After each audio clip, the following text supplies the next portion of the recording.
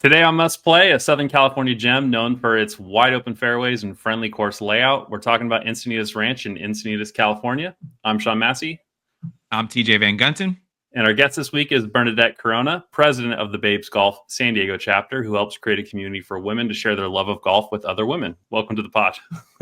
Hi, thanks you guys. I'm excited to be on here. I've been listening and been wanting to be featured, so I'm excited. I love when we have actual listeners on too. Not to throw any shade at any previous guests, but I know who diligently always listens to the podcast, and it's always fun to have those guests on. Rev being the more notable. I always say that Rev is our number one fan. Not throwing any shade at someone who might be not our number one fan, but yeah, it's also great having another listener on. Long story short, right? Yeah.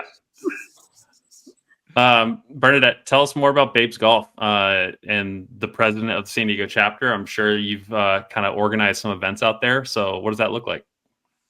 So I joined Babes Golf around 2 years ago, and I was new to my golf journey. And as soon as I joined Babes Golf, I just met amazing women. I wanted to be a part of that community. So the original founder, she moved to Arizona. And when she moved to Arizona, she asked for help. And me being in the golf industry already, I could totally do that. So I stepped up.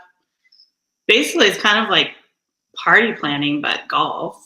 You just reach out, find the different courses, set up the tee times. Got to just be a little organized, but it's been great. I've met so many great people in the golf community. I love it. That's awesome. How often do you guys meet? So we do one golf outing, and then we do a range meetup, and then we do different clinics too. And then we'll do random social activities in between those. So the dog leg event, sometimes that's a brewery with the golf sim. We'll just invite girls to go out there too. Nice.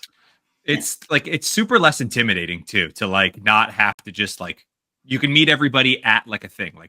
We were at Dogleg Brewing this past weekend, and shout out to Happy Hour Golf Club, one of the men's clubs out here, who was hosting their annual kickoff event. And I was like, man, it feels so much more easier to go to a bar and meet a bunch of the guys than it is to just sign up for an 18-hole event first, and then just show up and get just slammed into a foursome, and you feel everybody knows each other already, and it's it creates such a nice low barrier of entry to get into those types of things. Yeah. Exactly. So we do range meetups just for girls, women to just check out our club, see if they like it, and then they can go onto the course with us if they're ready. Awesome. So anyone new to golf, a beginner, can totally show up and kind of meet everyone and feel comfortable? Yeah, we definitely target and welcome more beginners than anything. But all levels are welcome, but it is a lot of beginners. Do you have what you would consider a home course in San Diego that you go to the most? We tend to play a lot at Loma Santa Fe Executive Course. Yeah. That one just, right in the middle, not too difficult, perfect for beginners, and it's really easy to get on. So we love that one. Very cool. Yeah. What about in Arizona? Do you know which one they go to the most? I'm trying to think. They've been to Grass Clippings, Dobson Ranch a lot. Oh, yeah. Those are definitely big ones, just because they have a lot going on there. Dobson is perfect for that meetup. I see tons of different ones there all the time. Yeah, that one's so cool. And then Mountain Shadows, I really liked. We had one of our babecations there. So. Oh, cool. That one's fun. Did you guys stay at the resort there too? Yes. Oh my God. Perfect. Yeah. They have the best burrito there. Oh yeah. Such a great backdrop for a golf course. Yeah. That camel wine. Oh my gosh. Yeah. I think it's the 18th hole. There's a room right behind the green. And I've always been don't send it long because you'll bounce into that room. And one time I went to the resort and my buddy had a room. And I was like, oh, you're at the resort? He's like, yeah. We walked to that room. He's in that room. And I was like, oh, you're in trouble. He's like, why? I go, you'll see.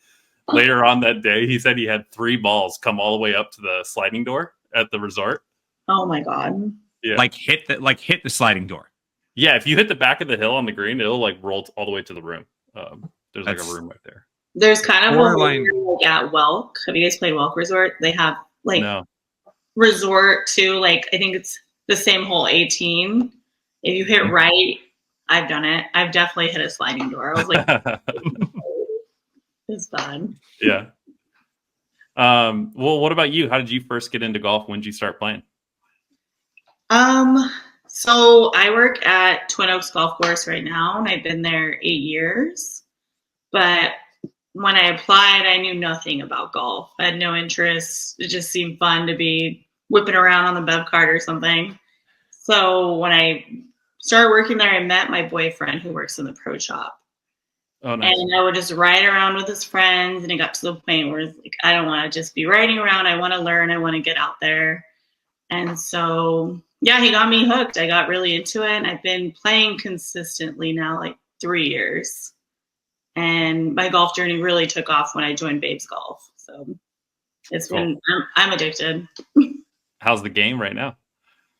It's fine. It's fine. It's just fun to be out there. I think I've broken 90 a couple times, but it's not consistent. Hell yeah. Oh, you're fine then. Yeah, it's you're not. Fine then. Yeah. I played the other day and I was like, I don't even know what I was doing. All right. Well, we're talking about Encinitas Ranch today. It's known to be, I think there's a nickname even for it called Easy Ranch by some, but it's pretty forgiving. But what do you feel like this course should be known for in the San Diego golf scene, or what should people know about it? I think Easy Ranch is definitely spot on. I think people tend to go to it just because there's ocean views in the background, but very forgiving, like you said. Yeah. Views. There's some ocean views on some of those. I mean, if you can see the ocean, I guess that is a view of the ocean by definition. Yeah. I feel the ocean air breeze, I guess. I don't know. But Sure. Yeah. I think definitely people like to go there just because it's pretty wide fairways. It can be easy, but no, it's a cute course for sure. Yeah. Anything about the amenities there, like the pro shop, the restaurant, or anything else that you enjoy? And maybe this will make it into the pros in just a little bit. So, I'm trying to think. I think it's okay. I mean, in my journal, it's not bad amenities. The pro shop, I've had my friend's birthday party there before, so when they do like a banquet style meal, that was great. But it's big enough space there. I've never really hung out there afterwards. I don't think I've even really ate there, to be real. Yeah. I just kind of go and just play. I remember one time, they're really known for rattlesnakes there too. When I was teeing off, they had a rattlesnake in a bucket while we were waiting to check it. It was pretty scary. Okay. I would not have picked that. That might have been one of the last courses I would peg for a rattlesnake course in San Diego. I did see a coyote this morning on the golf course in Rancho Bernardo though. Yeah. Temecula courses are the ones I associate with snakes most often. Yeah, I would have thought like Temecula, Fallbrook, like playing Golf Club of California up in Fallbrook. Like I would think to see a rattlesnake out there for sure. Right? Yeah, no, we were all shocked and it was just chilling in the bucket. Yeah. But I grew up in the desert, so I'm used to all that. Oh, nice. Are you from Arizona too, or are you from somewhere else? I'm not from Arizona. I'm from Victorville. It's 2 hours north of San Diego. So most people only know it if they're driving up to Vegas and they drive right through it. Yep. Mm-hmm. Well, I think we can get into first impressions of the course. I'll go first just because TJ was my first time playing this course. And I'm not going to say he did this, but in my mind, I think he did. He took me here because he knew he could shoot a good score here.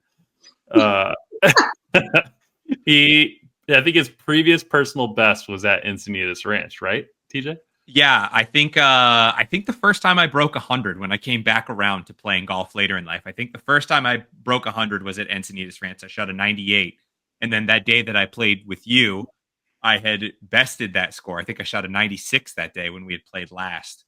Until that record had stand up until a few weeks back when I broke it. But yeah, I mean, obviously, like, I had put in a lot of time, and I'm still putting in a lot of time trying to get there. And, I don't get to play golf with you all the time. So I want to make sure that or that you get a chance to see that I have been improving, Yeah. So it Nothing helps wrong with that. if the driver, even if it's a little errant, it's still findable. It's not just OB, which Encinitas Ranch helps a lot with that. It's not exactly, like I said, you get the ocean views. It's it's not a small or short track really either. Like it's a decent size, it's a decent length. Like it's hand up. It's not Mission Trails where I went out there and shot a 93 and I'm like, yeah, but it was only like 5,800 yards. Like it's, but yes, you are correct. I thought it's totally fine for you to bring me out there for that reason, by the way. I love seeing you do well. And also the course was really fun. Like by no stretch did this course feel like, of course it would be the easiest or an easier course to shoot at. Like when you first see it, it looks like just like any other course really. And I thought the elevation change was interesting on a lot of holes. There's some that are pretty crazy, and there's some that are just more wide. But the pro shop I liked we went in the morning, and I think we had mats, but they have a grass range too, I believe, right? I think they only have it if you're on the backside of it. Yeah, lessons. I think so. Yeah, I think it's only if you take lessons. I think it's always off mats, but that's okay. Yeah. I just remember going to the range with the mats, and it was morning. It was kind of dewy, foggy out there, a little wet, and he's hitting them pretty good. And I'm like, okay, this could be a good day. And then we get to the putting green, and the putting green had some like undulation to it, and they were kind of scaring me a little bit. And I was like, ooh, this might be a rough day. We'll see how this goes, on the greens. And then we get out there, and it was actually fine. It was a lot of fun. Their greens are huge there. Yeah, they are. They are. Yeah. Mm-hmm. There's one funky hole. I think it's 7. I don't remember if it's 7. It's the one that you hit up to a hill and there's like you can't see the other side and there's like a stick up there or something. That was a bit funky. Yeah. It's that's 7. Yeah, you hit you then there's like you have to like look in the thing to make sure that everybody's clear, and you can hit driver, and if your driver goes far enough, you can still hit it like into the ravine in front of the green because it'll roll down the hill on the other side. Yeah, but that hole has an ocean view from the tee box. I think that's one of their most scenic holes. That one and 8. That one's yeah. Mm-hmm. Yeah, 8's really nice because you get to look like almost all the way inland. Like I almost feel like I can see my house from 8. I know I probably can't actually see my house from 8 because we're all the way over in Encinitas, but I feel like you can see really far inland from like the tee box at 8. That was surprising to me too, is the views inland. I wasn't prepared to be that high looking down at those like communities over there. Yeah, that's pretty. I've definitely taken photos on 7. So yeah. Okay, do you guys want to get into the history of the course a little bit? Please.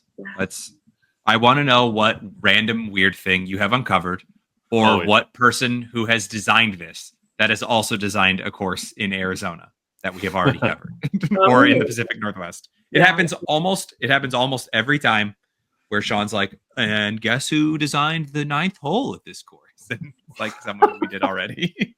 Nice impression of me. Spot on, right? Yeah, it was pretty good. There's a lot of inbreeding in the golf architecture world, so yeah, there's some overlap, especially on the West Coast. Yeah.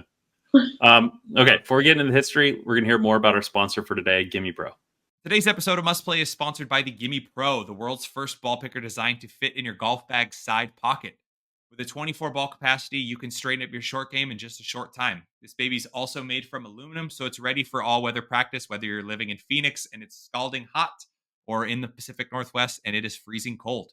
The team over at Gimme Pro is also giving all Must Play listeners an exclusive discount, so head over to their site, gimmepro.golf.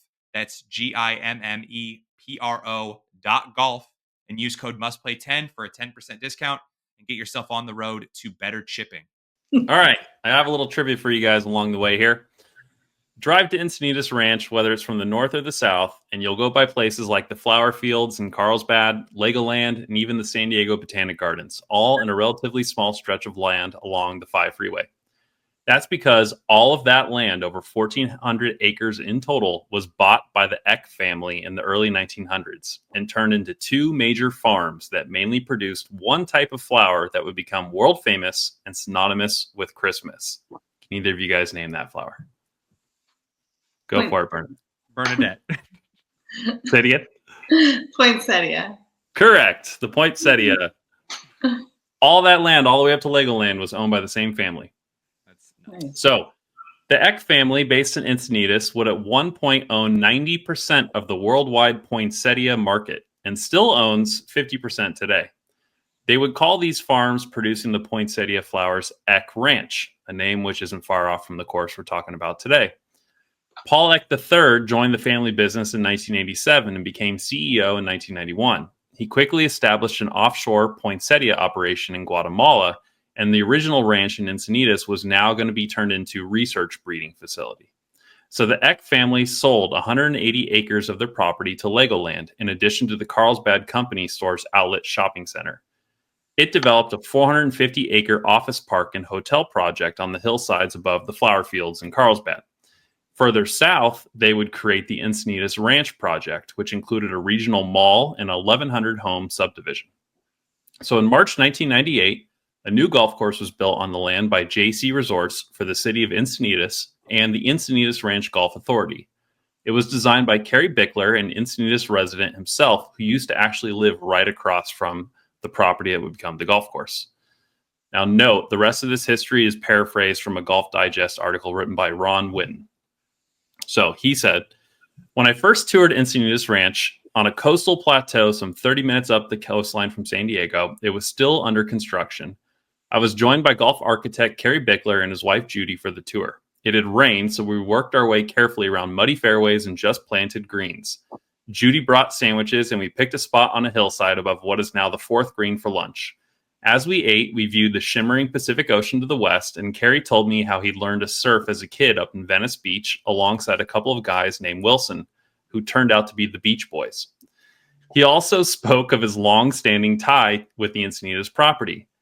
He knew about the site for 30 years, and after graduating in 1968 from San Diego State, where he played on the golf team, Kerry went to work on a construction crew for golf architect Larry Hughes and moved to a house across the street from the very property. Back then, it was called the Paul Eck Flower Ranch, and it was covered with poinsettias. Kerry lived there until 1983. Many an evening, he'd view its fields of poinsettias and birds of paradise from his porch and envision fairways running alongside them.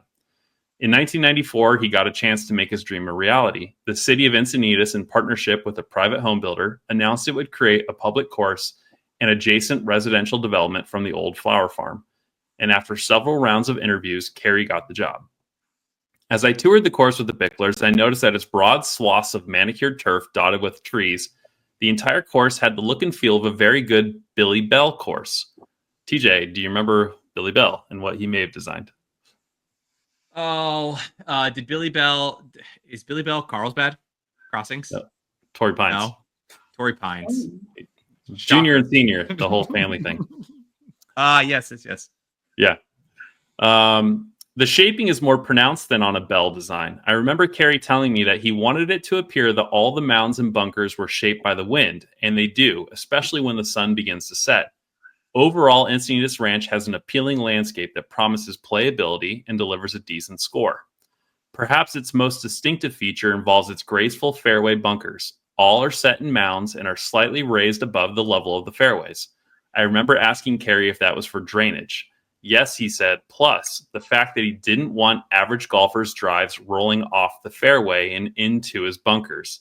If a golfer flies a shot into one of his bunkers, that's okay. But he wanted this to be playable. Hence, probably why we find it easy. So back to my history portion here. I think that story kind of highlights the main theme of Encinitas Ranch for most who play it. It's playability and friendly course layout. And over the years, golfers have affectionately named it Easy Ranch since it's easier to shoot a good score here than other courses in the area, but that doesn't mean it's boring by any stretch of the imagination. I think it will impress you with its constant views of something, the Pacific Ocean, surrounding cities, or other vistas, and it will do so all while charging you less than a nearby resort course for a layout that's both fun and challenging. Well done. Of course, naturally, I made a comment about the course architect and it being related to a previous episode, and it panned out for me. I held it for you. I hedged my bets well there. I think it's cool, though, to hear the architect basically was like, oh, no, I don't want people to necessarily go into the bunkers off the fairway. And so that might be one of the reasons why you find yourself not often in those bunkers on the fairway. Yeah, I think it's probably like a nice combination of that, and you get a few that are switchbacks, right? That run parallel to each other.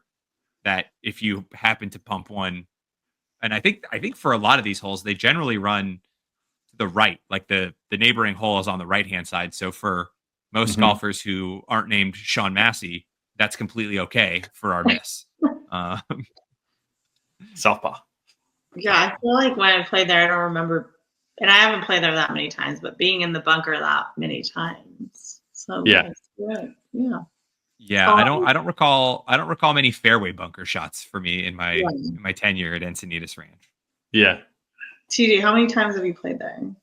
I think I've played Encinitas Ranch 3 times. So I think maybe 4 for me, maybe 5. okay, yeah, Yeah. it's been a little bit. I think we'll probably talk about some of the reasons why when we get into some of our cons, or Yeah. specifically one of the questions of the must play test. But uh, even though it's only a good 20-25 minutes from me, I don't necessarily get on this course as much as I would like to.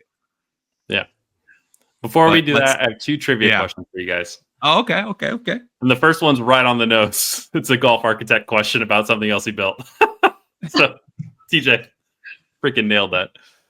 Yep. I'm going to have to change it up for the next episode. But Bernadette, this one's for you. Uh-oh. Okay. Gary Bickler, the architect for Encinitas Ranch, also had his hands on the 2006 remodel of Sail Ho, now known by what name? Sail Ho? That's the name. That used to be the name of this short course. Sail Ho. Sean gave you a nod there. Huh. Is it in California? Can I? Oh, it's in San Diego.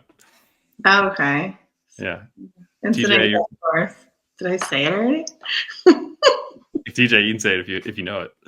If it's a short course, don't tell me it's Loma Santa Fe or is it Loma Club? Loma Club? Loma Club. Yeah. Oh. Yeah. So he redesigned and remodeled Sail Ho. It used to be called Sail Ho in Liberty Station, turned it into Loma Club. Sail Ho. Yeah. And then at Encinitas Ranch, Ben Crane, who is a PGA Tour player, holds the course record. Any guesses on what you think the course record is at Encinitas Ranch? Encinitas Ranch is a par 72, correct? Yep. Yes, it's 72. You Did you say 51 or 61? No, 59. 59. I was like 51. It's crazy. I was like, that's Because the par 5s for someone at that level, I feel like are pretty gettable. So yeah, I'm thinking low, 59. I'll take 61 then. It's only 62. Oh, Which is someone's got it.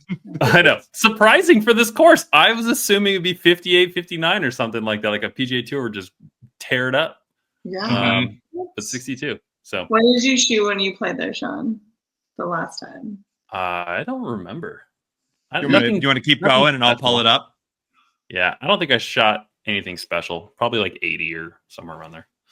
Yeah, okay. Don't you love when how easy they say it is? I'm like, I've never felt like it was easy.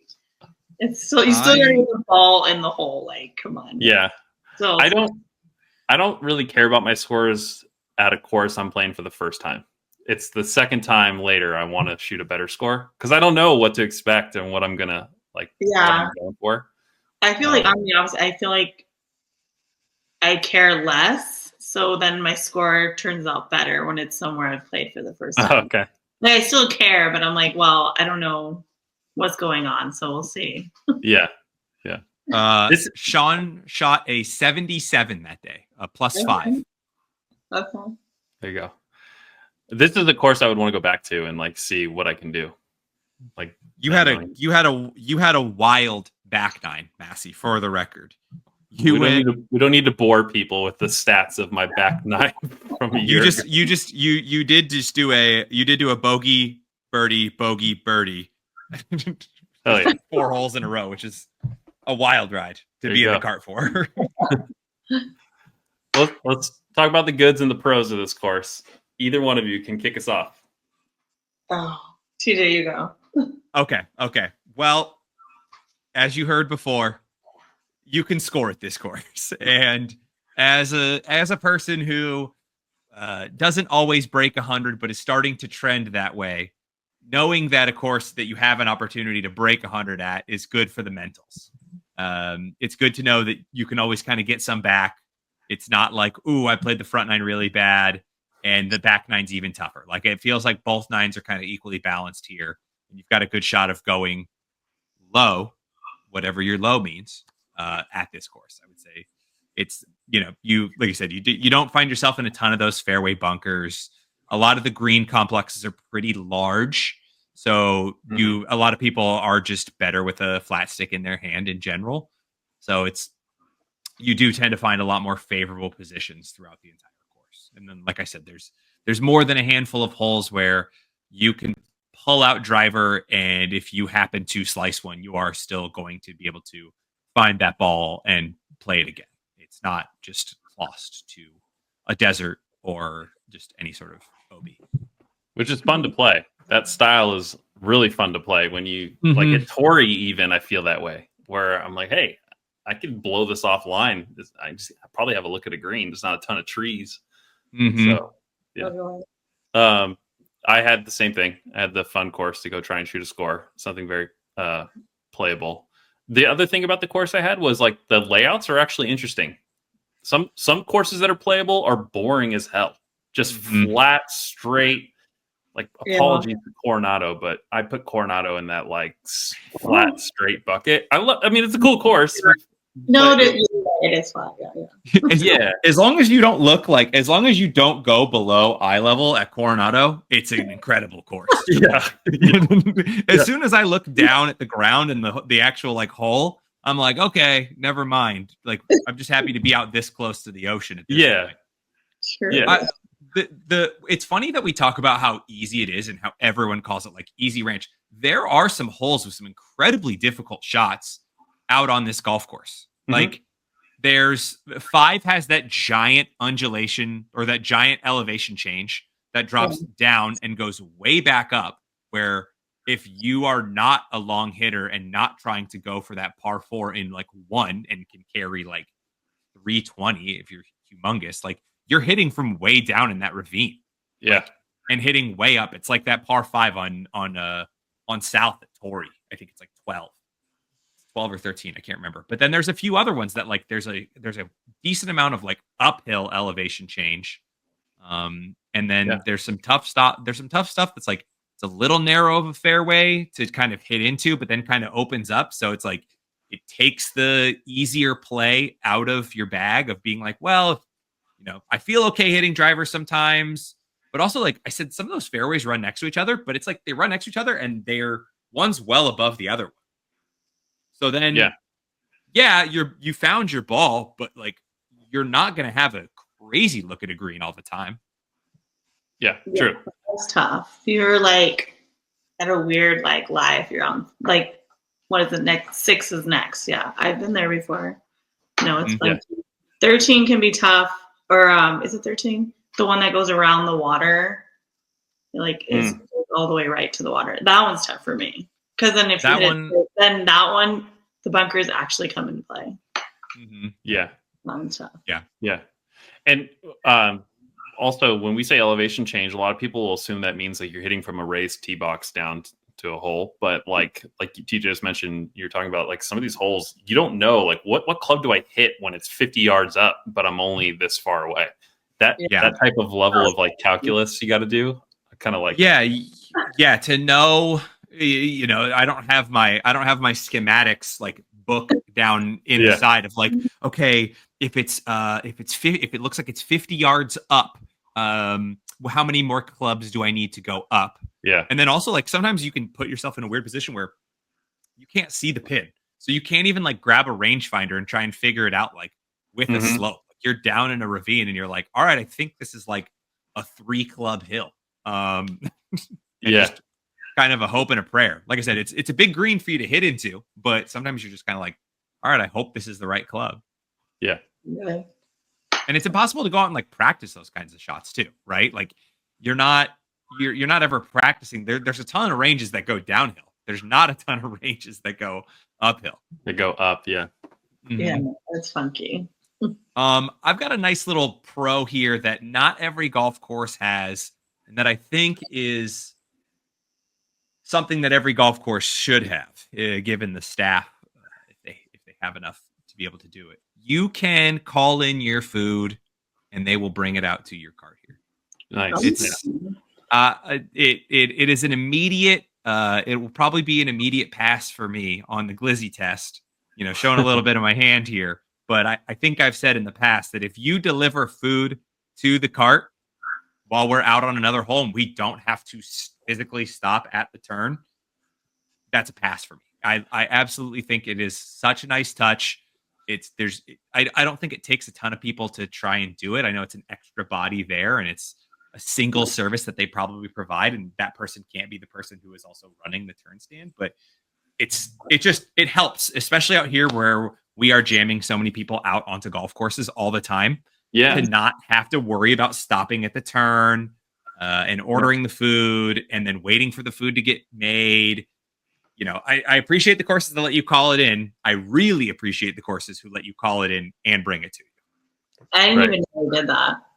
Yeah, there's not too many courses in San Diego that do that, I don't think. There's only one.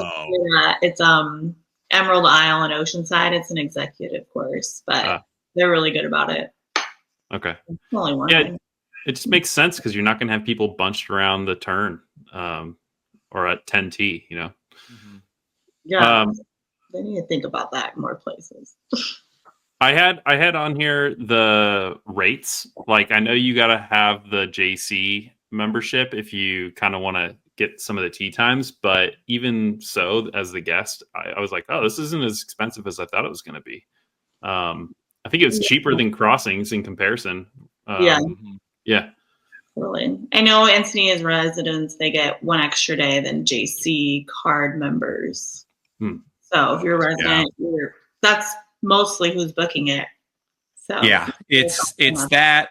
And I will say, this course is pretty. I know it can be tough to get a tee time out here, but I know that if you're a single or even a double who's trying to get out, there's a lot of stuff that usually will open up the day before. A lot of these guys, word to the wise, just wait until the day before. A lot of these guys just end up booking the same tee time week over week over week over week to have it, and then inevitably when something comes up and they have guys who can't make it, they drop the tee times, and that's it. That's probably going to be your easiest way to get on here.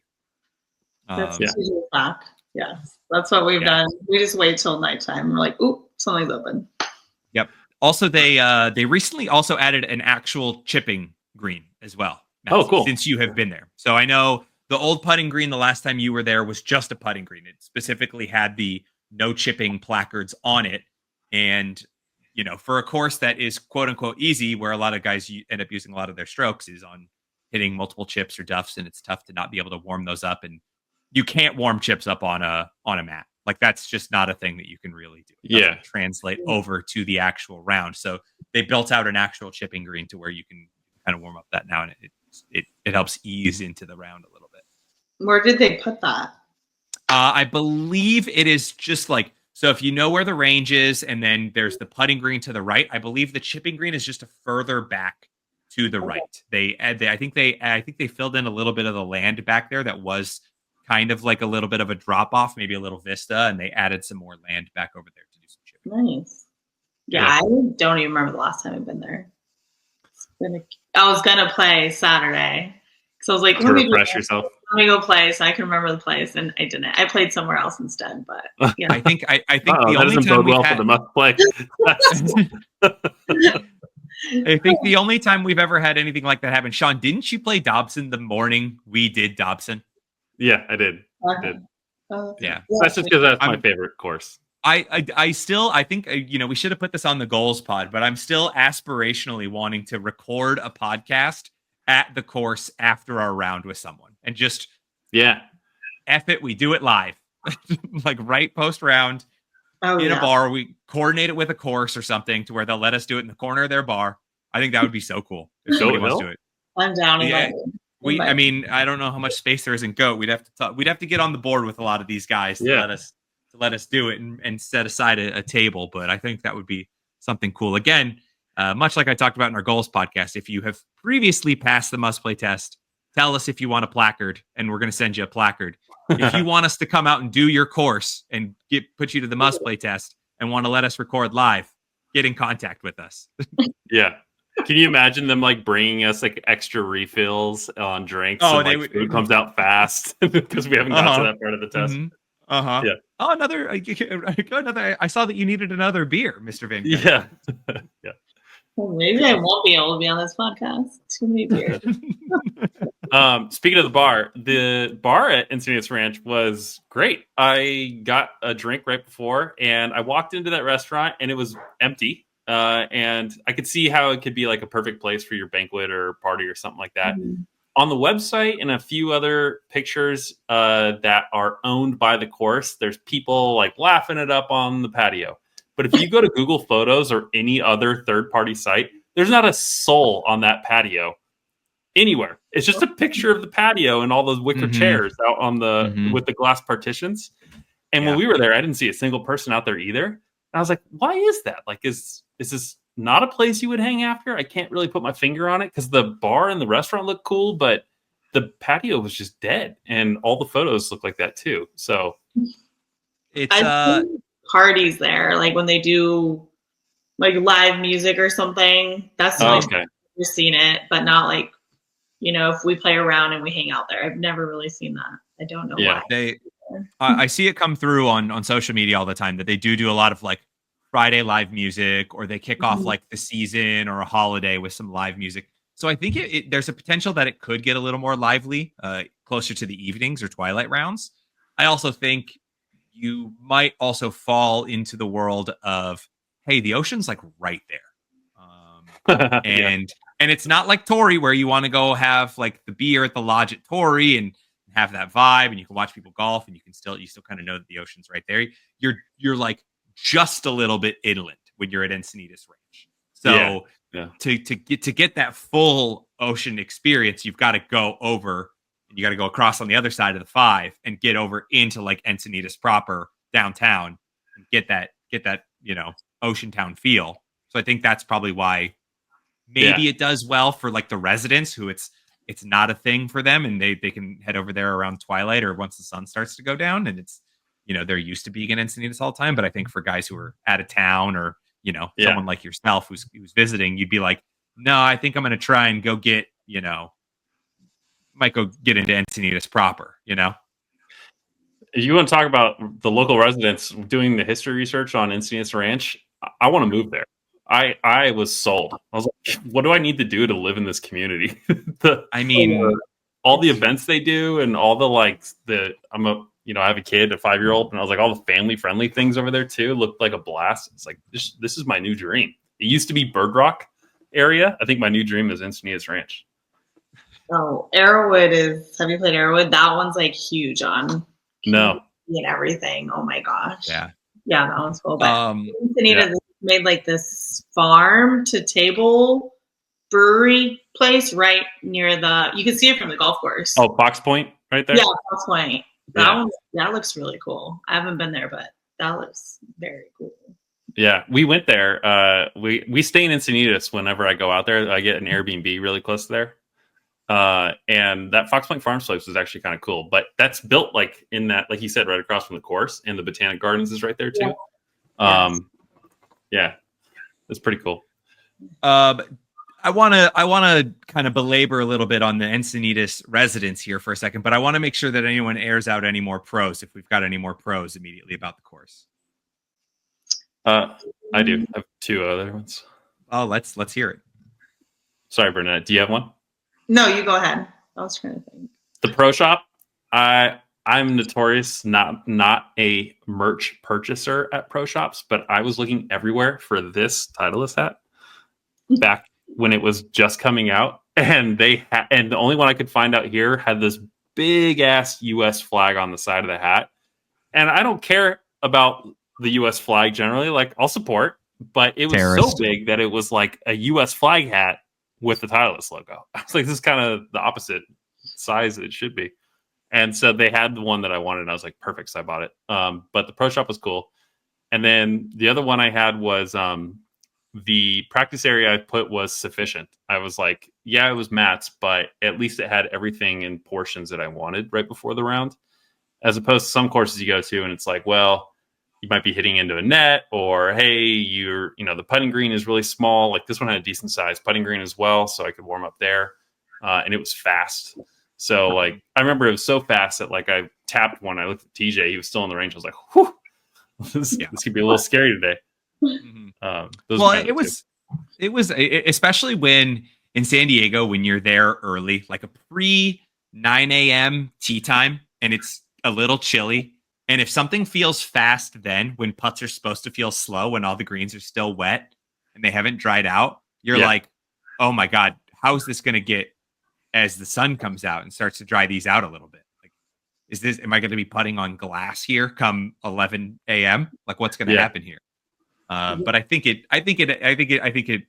scared you a little bit, but it wasn't It wasn't that bad, yeah. I mean, you shot a 77, so it couldn't have been that bad.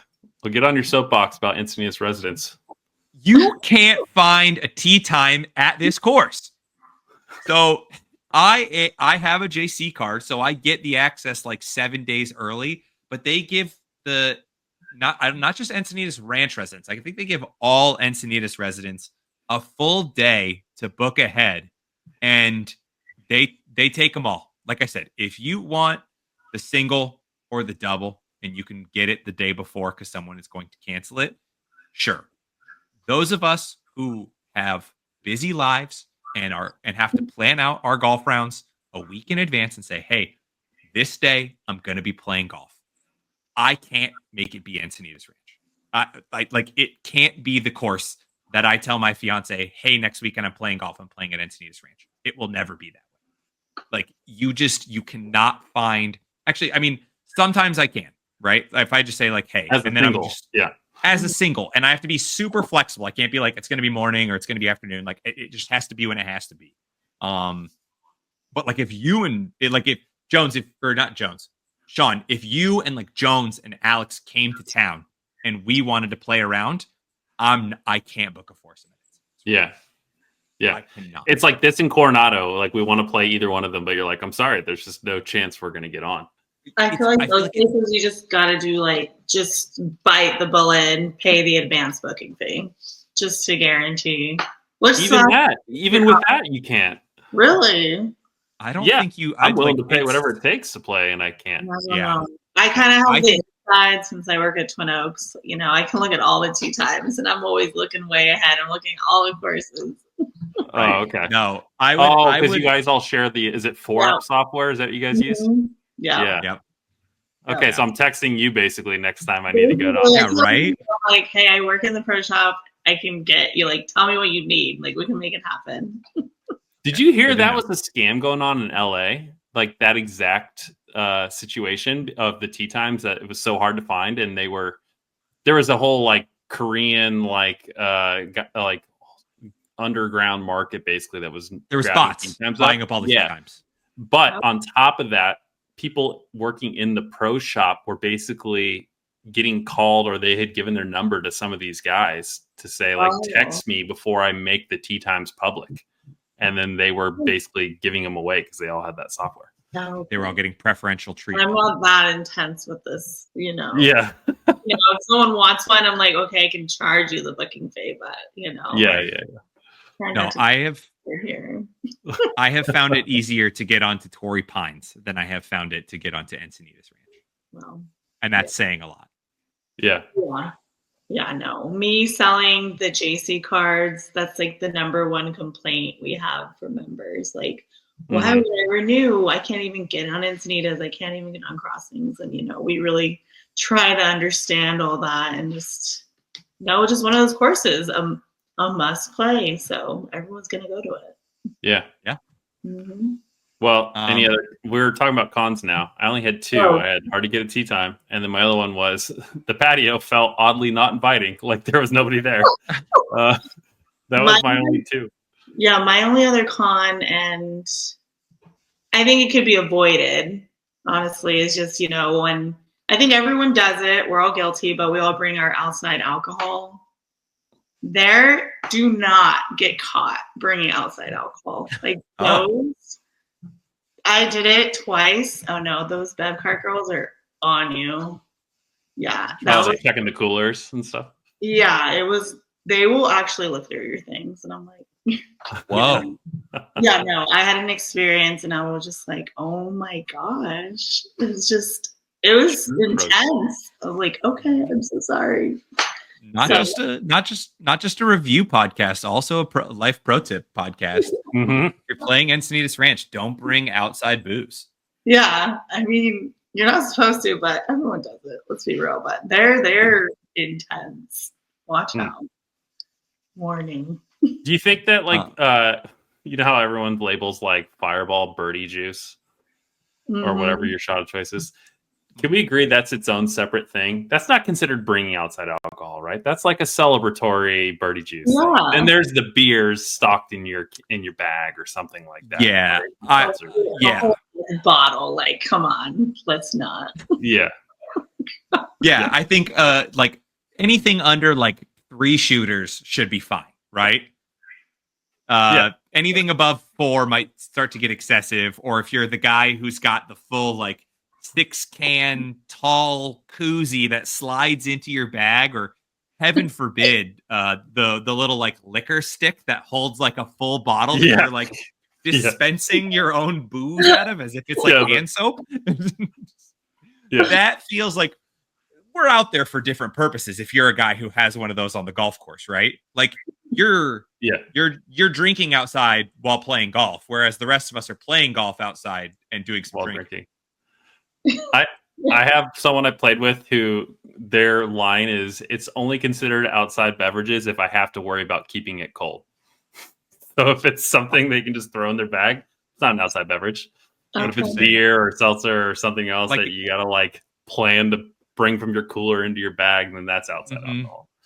Yeah. Or if you I feel like the other rule is like if I have to drive back to my cart to feel safe to put it in, if I have to drive back to my car to feel safe to put it in my cart, then it's probably outside. Yeah. If you feel shady doing it, yeah, it's probably not. Yeah. If it feels wrong, it is wrong. Yeah. I play with a guy that brings, before Arizona passed legal marijuana, he would bring a backpack with like full bong. He would rip bong. Like, they make pipes, people. Okay. I know. He had like all the paraphernalia. He's like, what's your choice? So you just roll it out on the cart. Bless his heart. I know who you're talking about. I'm not going to call him out by name here, but bless his heart. We'll have him on one day. He will be on someday, and we will try not to reference this moment when we are talking about him. Yeah, I'm just like, okay, this guy. Yeah, I had Massey. You covered the 2 that you talked about. Yeah, I'm done with cons. Yeah. Okay, I had 2 other ones. I know I think the pro shop is good. I'm not necessarily in love with the photo. It is a nice poinsettia, so it is very local. It's very true to the land, but I think like the font and just how everything plays together, that could just be me. You know, I tend to be a little bit more particular about how I like my golf course logos, or, everyone's got their own style. You know, when we talk about the must play test and how we score these things, this is just us. Your opinion is your opinion. And I would also say, if you are a person who likes to walk a golf course, this probably isn't one that you want to do it. I know someone in like our San Diego golf chat group asked everybody, is it walkable? And she only walks. And everybody was kind of like, I think you can, but I don't think you should. And then she did, and she was like, yeah, I probably wouldn't do it again. Like, I'm not, she's like, she really likes to walk a golf course. So she was like, I don't know how frequently I will be going back to play Encinitas Ranch, knowing what I know now. But she was like, I'm going to try it, and I'll let you guys know. I'll report back. Yeah. So, they're not very walkable. Some of those. If it was wet on the cart path too, that could be some slippery situations on some of those holes. I can't imagine dragging a pull cart up some of those hills. Yeah. I've walked it, but I think I only walked 9. Okay. Yeah. The front 9 or the back 9? Only the front 9. Yeah. But like I said, I thought it was fine. Yeah. All right. Should we get into the must play tests? Let's do it. Okay. Before we get into the test, though, we're going to hear again from our sponsor, the Gimme Pro. TJ, I know you've had the Gimme Pro now for more than a few rounds. I'm curious, have you been using it consistently? And do you feel like there's been a difference in your short game? Yeah. I would definitely say that the confidence that I have around the greens right now has dramatically increased over the last few months since getting my hand on one of these. I also just recently picked up a new 60-degree wedge. I was playing an old 20-year-old wedge that probably had no grooves on it. So it never came out of the bags and I was never touching it at all. And now I was like, okay, I want to be able to hit a 60-degree around the green. There's definitely times where I'm short-sighted. I miss a ton of greens. So I need to be able to have that shot in my bag, and being able to have something here. Just entertain me here for a second. Everyone quiet at home for a second. That's the sound of 24 golf balls. And that's how much time you get to spend practicing before you have to go back over to whatever area you're practicing short game in and go pick up all of your balls again. It's going to be more than enough time to try and groove in the different types of shots that you're going to need as a golfer, whether you want to practice, flop shots that are at the front of your stance, or you want to practice a nice little like bump and run. You're not just doing like 3 balls and then moving a target. It's like, I know that you're not going to hit from the same shot all of the time when you're out playing around, but you do need to know and have the muscle memory to be able to execute that shot. So being able to practice that shot 20 times in a row and really just groove it into your muscles and know like, okay, this is how far I need to bring back the club for the ball to travel to my aim point and kind of get in that space. It's absolutely huge. I see a huge improvement in my game. My putting's still terrible, but Gimme Pro can't help me out with that. But the short game has come a long way. So yeah, I can't say enough good things about the Gimme Pro. And also, they're still doing a 10% discount off for all of our listeners. You head over to their website, GIMMEPRO.golf, and use the code MustPlay10. They're going to give everybody 10% off and get out there and start practicing. Okay, let's get into the must play tests. TJ and I have devised an objective test here of 10 questions to determine if a golf course is a must play. The course must score a 6 out of 10 or higher to be considered a must play. Anything lower than a 6 out of 10 is considered a should play or less. And if it scores a 6 out of 10, we'll have a debate to see if it truly is a must play. So, question 1, the Augusta test. Is this course easy to get a tee time on? Does it have a straightforward booking process? And are there times available the week of your intended play? TJ, please. You're going to make me really... We just covered this. Like, we just give talked a big about strong this. No if you'd like, or a thumbs down. It's a firm fail for me. It's insanely tough to book anything at this golf course at any point in time. It's absurd, to be honest. Unless you text Bernadette. Yeah. Unless you know Bernadette, we'll drop her contact details in the YouTube description, podcast description. Let her know. Call her. Call Twin Oaks. Refer to her by name. And then, or if you're a resident, I guess. I mean, if you this test swings, I guess, if you are an Encinitas resident, and yeah, you can swing that, or if you know somebody who's an Encinitas resident. Yeah, I think safe to say it's a fail, though. Yep.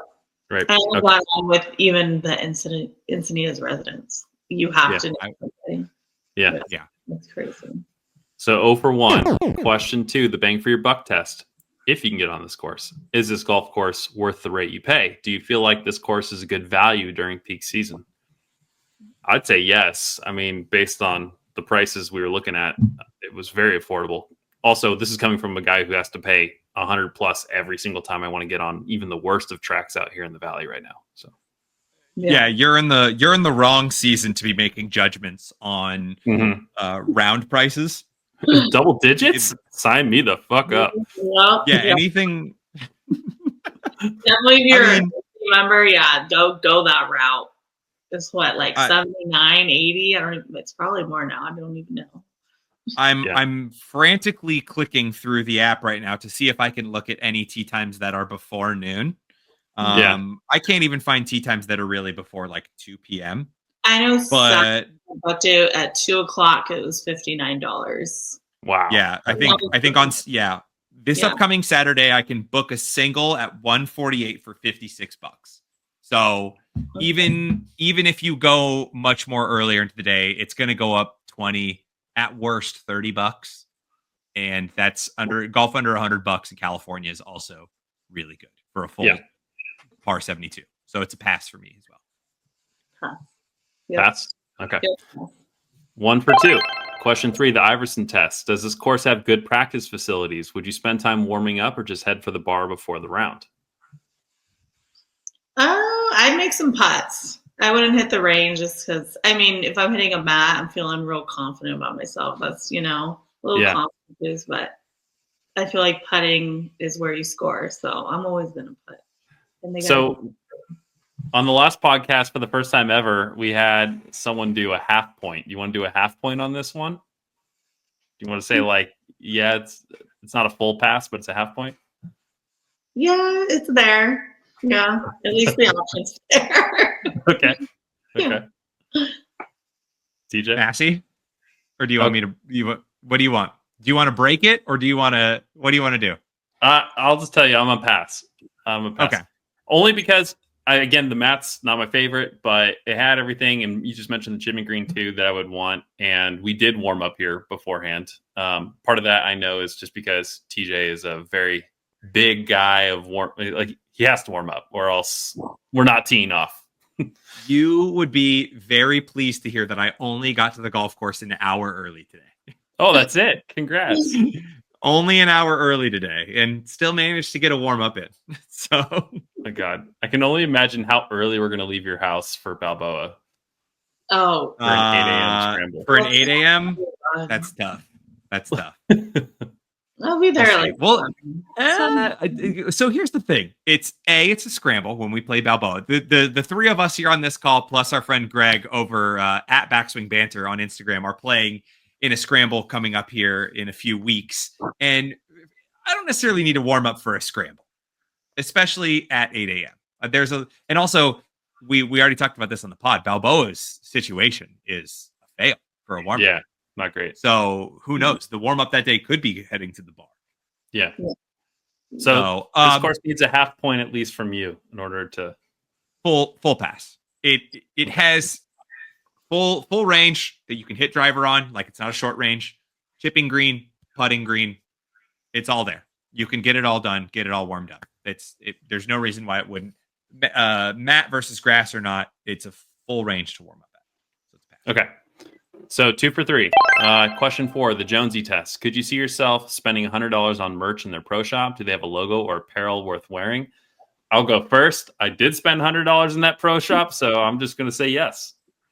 That's a yes for me. It's not something I can say very often, so I will say yes for this course. Yeah, the logo is a little basic. It's fine. I've never bought anything there. So, yeah, no. But coming from me as a woman, in most pro shops, they barely have options for women. So, but like a ball mark or anything, it's a little too basic for me. I've never bought anything. So is that a fail from you? It's a fail for me. Okay. I think personally, I think it's a good pro shop in terms of selection, at least from the men's side. I know we're getting a different flair here when it comes to what the women's pro shop offering is, and I know that I could see myself randomly finding like a pair of shoes in here that I want to buy that would cause me to buy $100 worth of stuff, but I can't see myself buying $100 worth of Encinitas Ranch merchandise, right? So it's your pretty standard offering when it comes to the brands. I've found a handful of hats that I've seen in there that I've really liked, but not anything that's going to ever tip the scale over the $100 mark. So it's a fail for me as well. Fair enough. 2 for 4. Real quick, Bernadette, tell me if I'm wrong here, but there's one pro shop in particular in San Diego that every time I'm in, I wind up finding myself in the women's section without knowing it and looking at shirts and Q-zips and being like, oh, I like this. And I hold it up. I'm like, oh, this is women's. And I don't realize until I'm there. It's Torrey Pines. Oh yeah, no, for sure. They have lots of good stuff. Yeah, right. Doesn't it blends in too? No, Like it's like no, there's no separation, nothing. Yeah, no, yeah, I agree. I feel like the divider at Torrey Pines is like an angle across, where like a lot of pro shops, there's like a firm line down the middle, and a lot of times it's with like the door too, and you can tell that there's a delineation in the two departments. But like the one at Torrey A, they jam so much merch in there because it's a phenomenal merch, yeah. of course. But yeah, like the men's like bleeds weirdly over across, and I think even like there's like a sale rack for men that's over on the women's side that I think they don't even want the men to know that is there. They don't want guys even making it all the way over there. Like, oh no. That's for women. Like I couldn't buy that. Yeah. Yeah. Every time I've been there, I've picked up something from a rack and be like, oh, whoops. I mean, if it fits, why not? It wouldn't fit me, unfortunately. women wear navy too, Shawn. Oh yeah. I mean, that's not my problem. It's just it would not fit me. No. Okay, so 2 for 4. Question 5: the buzzworthy test. Are there multiple holes worth talking about? Does this course have more than one hole that a group would want to immediately go play again? I think so. We said 7. That one's fun. It's unique that you can look at the camera. 8. I only like 8 because I've drove the green on that one once ever. So okay, that was memorable. Okay. Yep. 17. I always love a good water feature. So I mean, there's water on the ride on 17. So yeah, there's some scenic holes out there. Yeah. It's a pass for me. Massey. I was going to say, I think the little stretch of, was it 5, that par 3 that does the big U? 5, 6, 7, that whole stretch. I kind of like that stretch. Is that it? I think it's 6 is the par 3, 5 is the par 4 that goes far down and comes back up. Sorry. Yeah. That's the par 4. The par 3 next to it is 6. Even 4 that's on the other side of the bridge that also has the green that's elevated. That if you come up short, it's still a little pretty high ball to hit up into. Yeah. I think 4 is pretty good. I'm trying to think on the back. I like 17 on the back 9. I think you said it's 11 that sometimes can get a little dicey with that water that's in front of the green. I can't remember. But safe to say, we're all naming a bunch of holes, so I think it's I mean, I think it's a pass. I think we just, without saying it, I think we inadvertently described what a pass sounds like. Nice. Okay, so 3 for 5. Question 6, the glizzy test. Does this course have good food at the turn? Are you eating here or packing your own snacks? TJ, I think you tipped your hand on this one. Yeah. I tipped my hand on this. For me, it's a pass. You can have the most standard hot dog, but if you bring it to me out on my cart at 10 or 11, it's a pass. I'm like, well, we've saved so much time here just by having the food delivered to the cart. So that's how you get a pass on the glizzy test from me. Courses who might be featured in the future. This doesn't just go for golf. If anyone ever wants to please TJ, just do something that's efficient. Very much so. Loves efficiency. Very much so. For me, I think it's a fail just because I haven't ate there. I've ate there maybe once, but being a JC Resorts employee, it's all kind of like across the board the same food. So it didn't wow me. Gotcha. Yeah, sad day. The second part of this question, are you eating here or packing snacks? I would eat here only because of how easy it is, but also that for me, incorporated in this test is not just the food, but the drinks. I hate turns that are like, here's 6 cans of beer to choose from, and that's it. Or we have Gatorades and some other stuff in the little like sliding fridge. But this one, I remember they would bring out drinks from the bar too. And so I could order like one of my cocktails if I wanted a cocktail, for example, or something like that. And that for me is a pass because I enjoy a full bar at the turn if I can get one without having to hold up everybody in line. Right? We did one on this course called Elk Ridge out in the Portland, Washington area. And that one, you have to walk into the bar and then you can still get a full drink, but now there's a line of people behind you and there's people making the turn and you're like just nervous. And we wound up not even waiting because we were like antsy. In this case, you don't have to do that. So for me, it's a pass for that reason. So they'll bring you the drink too out there. You said. Yeah, they'll make a drink at the bar and then bring it with the food order. Okay. Dang, Yeah. I have to do this next time I play there. Yeah. Good to know. So, okay, so TJ and I passed this one. So, Yeah. 4 for 6 here. Yeah. Question 7, the Marshall test. Does this course have a decent pace of play? Can you rely on a relatively quick round here if you have somewhere to be after? I think I don't know. I'm a morning person, so the pace is always fast, but I don't think I've ever experienced very slow play there. I think knowing that a lot of people are trying to play there, they try to keep up with it. So it's like a half, yeah. Half point. Okay.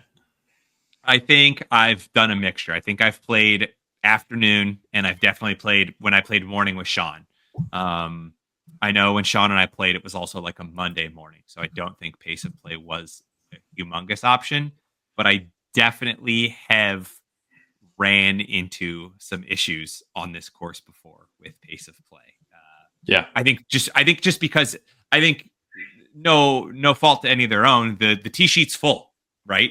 So it really only takes one or two groups to really get offline, and I think generally at a course like this, the marshals aren't super persistent or pushy on trying to get everybody along. They'll give somebody, a little one of these or a little, for those at home, I know it's an audio podcast, but I'm tapping my watch or spinning my finger trying to tell somebody that they're taking too long to do something. The Judge Judy gif. Her slapping her wrist, saying, come on with it already. So I don't think they're necessarily pushing people to play any faster, which for a lot of people who come from out of town or are not generally California natives, 4.5 to 5 is kind of the norm out here. But again, if you're someone who's visiting, you're probably going to be annoyed with that. So, sorry, fail for me. Oh, mine was off. Yeah. I'm only going to give it a half point too, so I think this one fails. And the reason I'm only giving it half is because I only played it once, but I've read a lot of reviews on this course, and people love this course. But if there's one bone to pick, it's the pace of play that people have been citing. So I'm just going to give it a half point on that, but unfortunately that means it's a fail. So 4 for 7. Question 8, the high handicapper test. Would a mid to high handicapper enjoy this course in typical conditions? Is it fair to all handicaps? And are the greens or pin positions fair? Yes, sir. I mean, Yeah. It's not named Easy Ranch for nothing, right? We talked about how it was specifically designed to not be punishing to people hitting good drives that hit a fairway and then roll into a bunker. So unanimous pass, I think, right? Yeah. Up until it is still my lowest score on a par 72 course. So yeah. Mm-hmm. Okay, so 5 for 8. It has to pass one of these next two questions to be up for debate here. Question 9, the vibes test. Is this course worth staying at post round? Do they have a good restaurant or patio scene? Only because I want this to pass. Can I just say yes? You can pass the next question. Okay, yeah, that's true. How many more questions do we have left? Just one more after this. Oh, okay, then no. I usually always leave. There's like a mall nearby, and I've ate sushi there. So yeah. I don't know what it is about the vibes. Vibes is the perfect word. It's just off. It's just not. That's somewhere I would go stay after. Something. Which is really interesting because it's got that nice patio. That patio kind of looks out across. Like there's a little valley there, so you can see out over to 1, and you can see out over to 10. Mm-hmm. It's not like a terrible setup by any means. It's just no one's ever out there. Like you said, I don't ever see anyone out there, and it feels weird to be maybe the only ones who would go out there and get a drink and sit out there. And I think this happens a lot with San Diego courses, but the surrounding areas around these courses are so much more enticing to go to that are within a 10-minute drive. Mm-hmm. Yeah. To go over to Encinitas and go into town is a lot easy. We talk about Balboa, and You can go into downtown. You can go into Little Italy. You can go into Point Loma. There's a lot that you can do from there. So unless you're, I guess, I mean, so far, I think, actually, no, the crossings. I heard passed the half vibes of what test. you just said, TJ. You trailed off quite a bit on that. Did one, I? sorry. Okay. If I'm reiterating, it's really easy to go somewhere else after the round here. I would much rather go into Encinitas rather than kind of hang out at this course. So for me, it is also a fail. On the flip side, though, there's a couple courses like crossings. I thought that patio was really, really cool. I mean, it sits on a huge hill with a view, so maybe that's why. And then even Rancho Bernardo Inn, the little resort patio restaurant thing. I like that little area. It's very cozy feeling at RBI. Mm-hmm. Yeah. Me, like when I make all these events for Babes Golf, that's definitely top of our criteria as well. Like, because we always hang out after we play, so we're like, are we going to stay here? Most of the time we go somewhere. But like you said, RBI is a good one. Arrowwood's a really good one. That one's amazing. Yeah. Have you played that one, TJ? I need to check that out. I have not played Arrowwood. It's just, I mean, I know I live in North County, so it's even less further than I should be complaining about as a North County resident. Because that's, where's technically Arrowwood? It's Oceanside. It's Oceanside? So okay. It's like kind of near Camp Pendleton. There's a gate right there. Oh, okay, yeah. Okay. Like Debo, you're not going to see the ocean from Arrowwood, but yeah, it's it's a little more inland, but it's worth it. But you'll hear the guns going off. Yeah, you hear it. Yeah. I'm trying to think of where else is a good spot to stay and eat, but Torrey. I think the Lodge is my favorite place. Oh, yeah, Torrey. Coronado. Coronado's a good one. Yeah. Coronado, yeah. Even Loma Club. Loma Club's good. Yeah. Love me some Dirty Birds after a 9 at Loma. Yeah. So good. Yeah. But sorry to say, Encinitas Ranch, I don't think they're passing this one. So 5 for 9. Okay, so they got to pass the last question here. The dime a dozen test, question 10. Is this course unique to the area, or could you get this golf experience somewhere else on your trip or visit? I'll go first. I don't think it's unique only because it's on the same type of canyon feel that a few other courses have in San Diego. I love that it's like one of the only courses in this little area that, like, maybe I'm not thinking of one, but like a full 18 course in Encinitas / Lucadia / like, you know, that Del Mar even, that's public. Mm-hmm.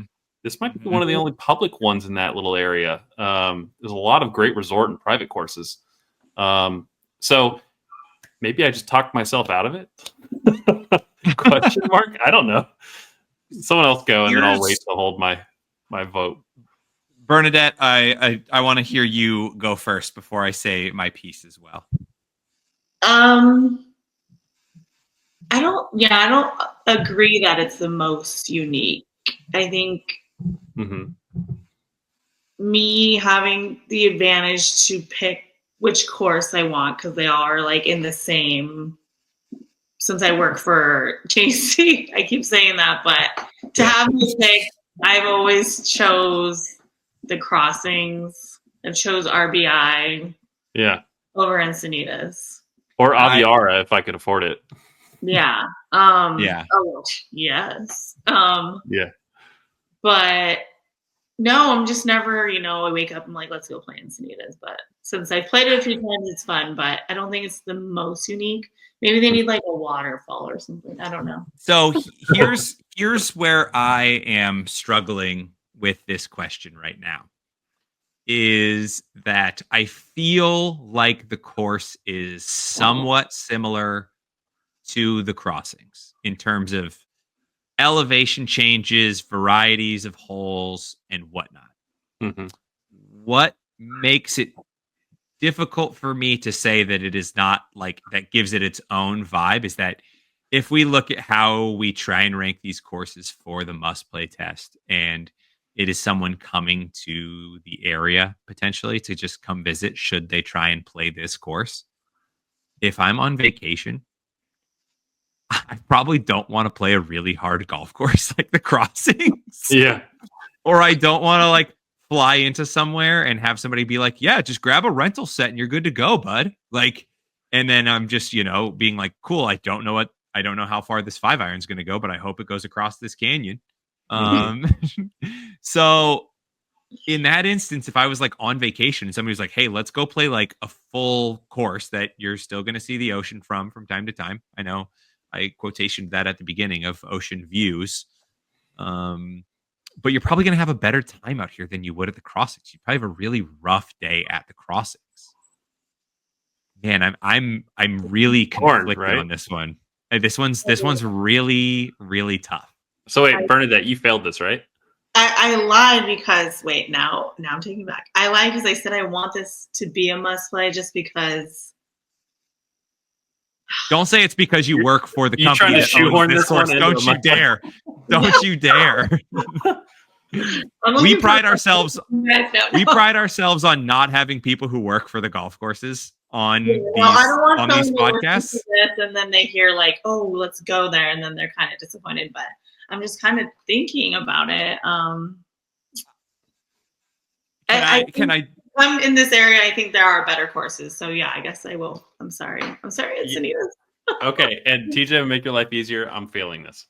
So no, it's a fail. You could be a pass if you want on this one. I was going to say, and this would be a first in must play history. I was going to say which feels stupid, right? I was going to say, let's pass it under the guise that we're going to make it a should play anyway and not even have on the debate side.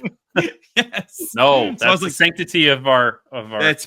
I know. And that's why I'm happy that you guys just flat out overruled me and it just gets to be a 5 and still is still a should play. Still a should play. You're going to have a great time out there. It's just there's so many other good courses in San Diego. It doesn't make the tier of must play on your trip. Yeah, it's really tough, but also very affordable. Like that's why I think it firmly does sit in a should play. It's because it's so affordable to go playing golf. Like if you come into California and you're like, let's play Torrey. Oh, it's $340 to play Torrey. Okay, well maybe we'll drive up to Carlsbad. Oh, we can't get a tee time at Crossings. Let's look at Aviar. Oh, Aviar is also $400. If you can, for some reason, find a tee time at Encinitas Ranch, you're going to be really happy that it's $85.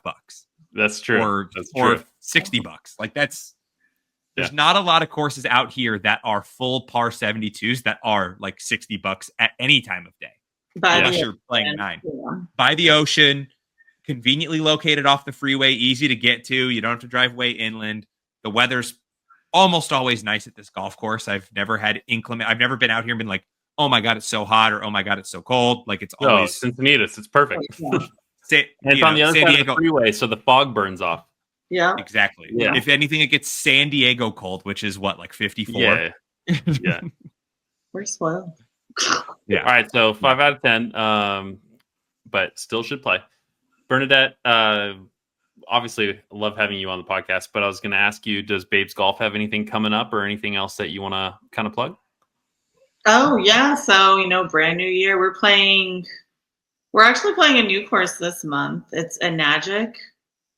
It's in Chula Vista. I've never played there. I've heard good things, but February we're playing Arrowwood.